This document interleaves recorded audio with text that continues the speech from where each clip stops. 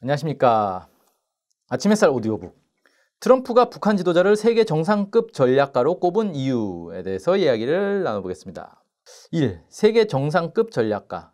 미국의 트럼프 대통령이 최근 김정은 북한 국무위원장을 푸틴 러시아 대통령, 시진핑 중국 국가주석, 에르도안 터키 대통령과 함께 세계 정상급 전략가로 꼽았습니다. 트럼프 대통령은 지난 17일과 20일 두 차례에 걸쳐 이 4명의 지도자를 그들은 매우 예리하다, 게임의 최정상에 올라와 있다, 세계 정상급 체스 선수, 체스의 달인 등으로 묘사했습니다. 그러면서 연말 대선에서 바이든이 당선되면 이들을 제대로 상대하지 못할 것이라고 경고했습니다. 체스 선수는 국제 무대에서 영향력을 행사하는 전략가를 상징하는 표현이죠. 즉, 트럼프 대통령은 4명의 국가 지도자들이 세계 정상급 전략가라고 판단한 것입니다. 미국의 외교를 체스에 비유한 유명한 외교 안보 전략가는 바로 즈비그뉴 브레진스키입니다. 그는 헨리 키신저, 브렌트 스코크로프트와 함께 미국 내 최고의 원로 외교 안보 전략가로 꼽힙니다. 카터 정부 시기 국가안보 보좌관을 했던 브레진스키는 1998년 거대한 체스판이라는 책을 써서 자신의 대외 전략을 공개했습니다. 그는 이 책에서 세계 지도를 체스판처럼 들여다보며 미국이 어떻게 세계를 지배할 것인지, 어떻게 세계 패권을 유지할 것인지 구상을 늘어놓았습니다. 그에 따르면 체스 시합의 정점에 있는 미국에 도전하는 경쟁자는 프랑스, 독일, 러시아, 중국, 인도입니다. 그러나 여기서 프랑스, 독일은 미국의 동맹국이므로 사실상 한편이라고 볼 수 있고, 인도는 아직 미국, 러시아, 중국과 어깨를 나란히 할 만큼의 국제적 영향력을 행사하진 않으므로 아직 결승전까지 올라온 도전자라고 보기는 어렵습니다. 따라서 미국과 맞붙는 경쟁자는 러시아와 중국이라고 일단 할 수 있겠습니다. 트럼프 대통령이 꼽은 4개국에서 러시아와 중국이 포함된 이유가 여기에 있습니다. 또 브레진스키는 이 체스 시합의 중요한 길목, 즉 지정학적 추측으로 우크라이나, 아제르바이잔, 한국, 터키, 이란을 꼽았습니다. 이 지역을 누가 차지하느냐에 따라 승부가 결정난다는 것인데, 잘 보면 모두 러시아, 중국을 포위하는 지역임을 알 수 있습니다. 지정학적 추측들 가운데 최근 몇 년 동안 미국을 가장 곤혹스럽게 만든 나라는 터키입니다. 트럼프 대통령이 터키를 꼽은 이유가 여기 있습니다. 브레진스키가 이 책을 쓰던 1998년 무렵 미처 주목하지 못한 나라가 북한입니다. 1998년이면 북한이 고난의 행군이라는 심각한 경제 위기를 겪고 있을 무렵입니다. 아마 브레진스키는 20년 뒤 북한이 미국의 최대 위협국이 되리라고는 상상도 하지 못했을 것입니다. 브레진스키는 북한이 국가 핵무력 완성을 선언하기 몇 달 전인 2017년 5월 26일 89세의 나이로 사망하였습니다. 브레진스키는 예상하지 못했지만 북한은 미국 본토를 직접 위협하며 미국 대통령이 최대 외교 현안으로 대처해야 하는 나라가 되었습니다. 체스 시합에 뛰어든 것입니다. 트럼프 대통령은 북한을 상대하기 위해 중국과의 무역 분쟁을 하나의 수단으로 사용해야 할 정도였습니다. 2017년 12월 28일 트럼프 대통령은 뉴욕타임스 인터뷰에서 중국이 북한 문제에 있어 우리를 돕지 않는다면 내가 항상 하고 싶다고 말해왔던 일들을 정말로 하게 될 것이라고 말했습니다. 물론 항상 하고 싶다고 말해왔던 일이란 중국과의 무역전쟁입니다. 트럼프 대통령에게 외교 자문을 해준 헨리 키신저는 미치광이 전략을 제안했습니다. 북한이 트럼프 대통령을 미쳤다고 생각하게 만들라는 것이었습니다. 이 내용은 니키 헤일리 전 UN 미국 대사가 지난해 펴낸 책 외람된 말씀이지만 에서 공개하였습니다. 미국 최고의 외교 안보 전략가로 꼽히는 인물이 자국 대통령에게 미친 척하라는 조언을 해야 하는 지경이었던 것입니다. 이런 상황을 보면 트럼프 대통령이 세계 정상급 전략가 가운데 한 명으로 김정은 위원장을 꼽은 것은 당연하다고 하겠습니다. 2. 미국의 공략을 무력화하며 공세를 펼치는 나라들. 체스 시합을 할 때 상대하기 까다로운 선수는 내가 구상한 수를 원천 봉쇄하면서 내가 막기 어려운 수로 공격하는 선수죠. 내가 준비한 수가 하나하나 막혀서 통하지 않으면 정신력이 약한 선수는 절망에 빠지고 시합을 계속할 의욕을 잃고 맙니다. 그러는 사이에 쉴 새 없이 공격이 들어와 더 이상 도망갈 수 없는 상황이 될 때 결국 시합 포기를 외치게 됩니다. 미국 입장에서 체스를 두듯 다른 나라를 공략할 때 주로 사용하는 수단은 3가지입니다. 첫째는 군사력입니다. 전 세계 국방비의 절반 가까이를 소비하는 미군의 압도적 군사력으로 상대 국가를 위협하거나 필요하면 직접 쳐들어가 점령해버립니다. 둘째는 경제력입니다. 경제 봉쇄로 위협하거나 경제 지원으로 회유하면서 상대 국가를 경제 식민지로 만들어버립니다. 셋째는 사상 문화 수단입니다. 미국식 민주주의, 자유주의와 헐리우드 영화들, 햄버거와 콜라 등으로 상대 국가 국민을 친미 성향으로 돌려놓습니다. 그런데 북한, 러시아, 중국, 터키의 지도자들은 미국의 3가지 공략을 효과적으로 막아냈습니다. 나아가 미국을 위협하며 공세를 펼치기도 했습니다. 첫째, 북한. 미국은 막강한 군사력을 동원해 북한을 위협했습니다. 만약 승산이 있다고 여겼거나 빈틈을 발견했다면 위협에서 침공으로 넘어갔을 것입니다. 웬만한 나라의 군사력과 맞먹는다는 항공모함을 3척이나 동원해 위협하거나 전략폭격기를 수시로 투입해 압박하는 일은 다반사였습니다. 엄청난 병력을 동원해 북한을 점령한다는 작전 계획을 의도적으로 공개하고 매년 이 작전 계획에 따라 대규모 한미연합훈련을 진행하기도 하였습니다. 미국은 북한 체제 교체가 국가 목표임을 공개적으로 선포하기도 하였고 북한이 선제 핵공격 대상국임을 발표하기도 하였습니다. 일반적인 나라가 수십 년 동안 이런 군사적 위협을 당했다면 몇 년 못 버티고 미국에 무릎을 꿇었을 것입니다. 하지만 김정은 위원장은 국가 핵무력 완성으로 미국의 군사적 위협을 근본적으로 파탄냈습니다. 국가 핵무력 완성이란 궁극의 핵무기인 수소폭탄, 미국 본토까지 날아가는 대륙간 탄도미사일 개발을 말합니다. 미국 본토에 수소폭탄을 실은 미사일이 떨어지는 상황에서 미국은 미치지 않고서야 핵전쟁을 결심할 수 없습니다. 여기에 더해 잠수함 발사 탄도미사일까지 개발했습니다. 조만간 전략 핵잠수함을 공개할 것이라는 예측도 나오고 있습니다. 김정은 위원장은 미국의 정책 결정자들이 이성적 판단을 포기하지 않을 정도의 수준에서 완급 조절을 하면서 미국을 압박합니다.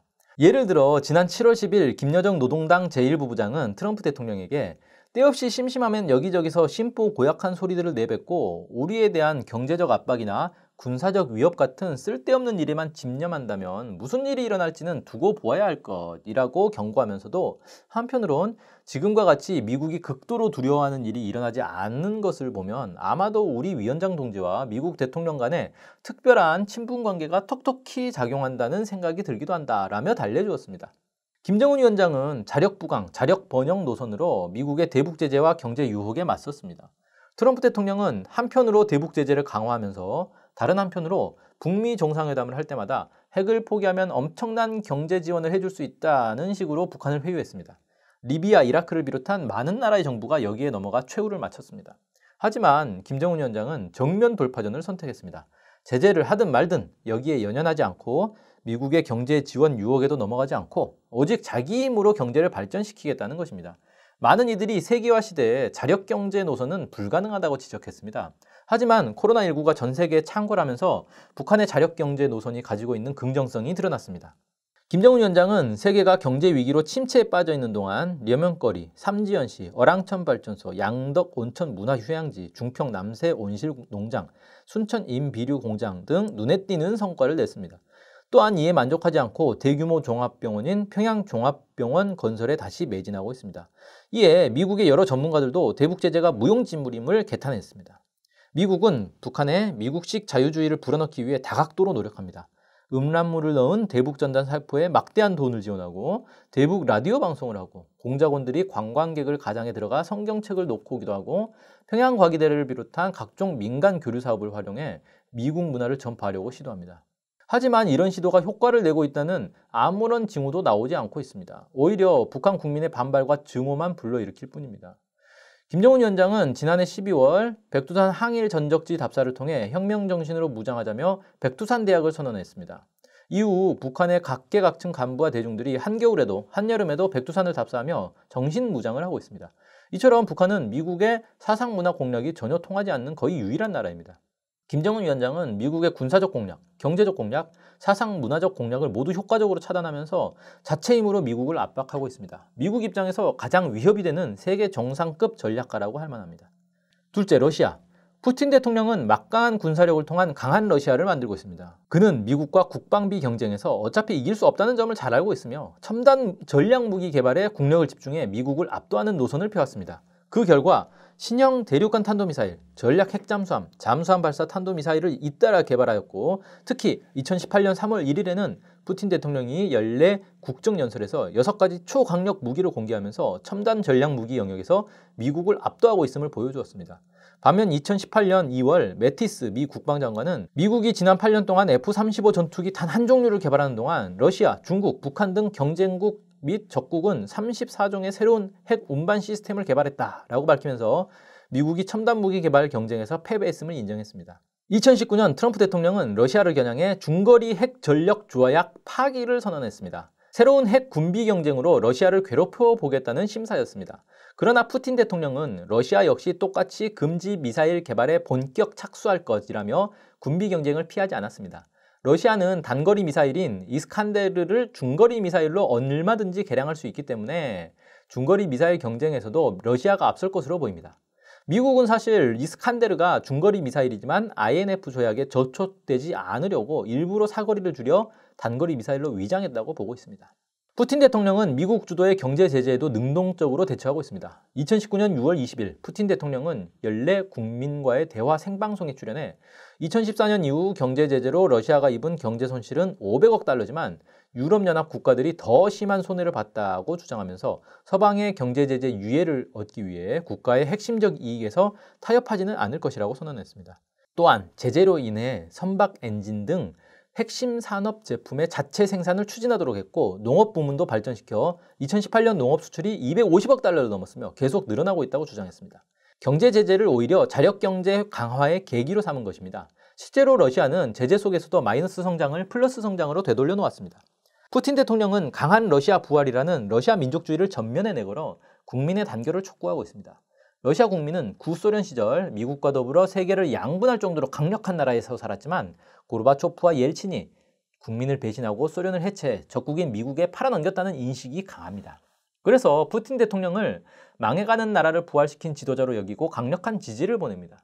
이처럼 러시아 민족주의가 발달한 상황에서 미국의 사상문화적 공력은 러시아 국민에게 잘 먹히지 않고 있습니다. 푸틴 대통령은 미국이 상대하기 벅찬 세계 정상급 전략가라고 할 만합니다. 셋째, 중국. 지난 7월 23일 폼페이오 미 국무장관은 닉슨 도서관 앞에서 공산주의자 중국과 자유세계의 미래라는 제목의 연설을 통해 사실상 중국과 전면 대결을 선포했습니다. 그는 지난 50년 동안의 중국 포용 정책이 실패했다고 평가하고 시진핑 중국 국가주석을 전체주의 독재자라고 비난하며 중국 체제 교체를 공식 목표로 선언했습니다. 그는 우리가 중국을 바꾸지 않으면 중국이 우리를 바꿀 것이라면서 중국 반체제 인사와 손을 잡고 공산당 교체를 추진하겠다고 하였습니다. 폼페이오 장관은 연설에서 우리가 이미 승리하고 있으며 앞으로도 이길 것이라고 자신했지만 현실은 반대로 보입니다. 미국 외교 수장답지 않게 직설적인 표현을 쓰면서 조급함을 드러낸 것에서 이미 미국이 밀리고 있음을 느끼게 합니다. 어쨌든 미국은 중국과 과거 냉전 시절로 되돌아가겠다는 적개심을 만천하에 드러냈습니다. 미국은 전통적으로 중국에 대한 분열 전략을 써왔습니다. 소수민족을 지원해 소요 사태를 일으키는 방식입니다. 가장 최근에는 홍콩에서 소요 사태가 발발했습니다. 홍콩 사태에 대해서는 여러 관점이 있지만 미국이 홍콩 문제에서 중국 정부를 반대하며 적극 개입하고 있음은 분명합니다. 그런데 미국의 노력과 달리 홍콩 사태는 중국 정부의 의도대로 정리되고 있습니다. 시진핑 주석은 홍콩 사태에 대해 강경한 입장을 고수하고 신속하게 처리해 미국이 더 이상 개입할 수 있는 여지를 없애버렸습니다. 미국의 군사적 위협도 시진핑 주석을 흔들지 못하고 있습니다. 2018년 3월 15일 미 상원 군사위원회 청문회에 출석한 해리 해리스 당시 미 태평양 사령관은 중국은 군사의 모든 분야에서 미국과 정면으로 대결할 수 있는 상황이 되었다. 중국의 이러한 군사력 확장은 미사일, 유지 시스템의 현저한 증강, 제5세대 전투기 능력, 해군의 규모와 능력의 증대 등 모든 것을 포함하고 있다라고 증언했습니다. 이미 미중 무역전쟁에서 기가 꺾인 미국 입장에서 보면 아무리 두드리고 흔들어도 꿈쩍 않는 시진핑 주석은 세계 정상급 전략가라고 하겠습니다. 네 번째, 터키. 원래 터키는 전통적인 친미 국가였습니다. 1952년 나토에 가입한 터키는 미국의 충실한 동맹이자 중동 전진기지 역할에 충실해 왔습니다. 터키의 인시릴릭 공군기지는 미 공군과 공동으로 사용하는데 여기에는 B-61 핵폭탄 50여 기가 배치되어 있어 유사시 미 대통령이 승인하면 터키 공군 전투기에 장착할 수 있습니다. 미군은 이라크 레반트 이슬람 국가, 흔히 IS라고 하죠. ISIL, 격퇴전과 시리아 내전에 참전할 때 터키 공군기지를 이용하였습니다. 그러나 2016년 쿠데타 미수 사건 이후 에르도안 대통령은 쿠데타 배후로 미국을 지목하며 급격히 탈미, 친러 성향으로 전환했습니다. 미국 입장에서는 중요한 친미 동맹국 하나를 잃을 위험에 처한 것입니다. 2017년 미국과 터키는 무기 도입 문제로 심각한 갈등을 겪었습니다. 애초 터키는 미국의 패트리엇 지대공 미사일을 구입하려고 했으나 미국이 기술 이전 요구를 거부하면서 판매를 거부했습니다. 그러자 터키는 러시아의 S-400 지대공 미사일을 구입하였습니다. 이에 미국은 터키가 S-400을 운영하면 나토 군사 정보가 러시아에 유출될 수 있다면서 계약 철회를 요구했습니다. 심지어 이미 약속했던 F-35 전투기 100대 판매도 금지해버렸습니다. 그러나 에르도안 대통령은 미국의 F-35 대신 러시아의 수호이 35 구입을 검토하겠다고 협박했습니다. 2018년에는 미국이 터키 장관 2명을 제재하고 터키가 미국을 제재하면서 도저히 동맹관계라고 볼 수 없을 지경에 이르렀습니다. 트럼프 대통령이 터키 경제를 파괴할 것이라고 협박하자 에르도안 대통령은 미국 전자제품을 보이콧하겠다. 미국에 달러가 있다면 우리에겐 신이 있다 라고 맞섰습니다. 2019년 들어 미국이 S-400 도입을 빌미로 터키를 경제 제재하려고 움직이자 터키 외무장관이 공군기지 사용을 금지할 수 있다고 반발했습니다. 미국은 터키가 러시아와 역사적으로 앙숙이었기에 언젠가는 다시 친미국가로 돌아올 것으로 기대하고 있습니다. 그래서 트럼프 대통령은 2019년 6월 에르도안 대통령과 정상회담을 하면서 문제의 발단은 전임 정부인 오바마 행정부가 일으켰다며 책임을 떠넘겼습니다. 어떻게든 터키를 달래보려는 시도였습니다. 에르도안 대통령의 왕팬이라며 아부도했습니다. 반면 에르도안 대통령은 터키가 유럽과 중동을 잇는 지정학적 요충지이므로 미국이 감히 제재를 하지 못할 것이라며 큰 소리를 쳤습니다. 에르도안 대통령은 터키 국민의 압도적인 반미 여론을 등에 업고 배짱을 부렸습니다. 아슬리 아이딘 타스바스 유럽 외교관계위원회 선임연구원은 에르도안 대통령은 엄청난 도박을 했으며 일단은 그 결실을 본 것 같다라고 평가했습니다.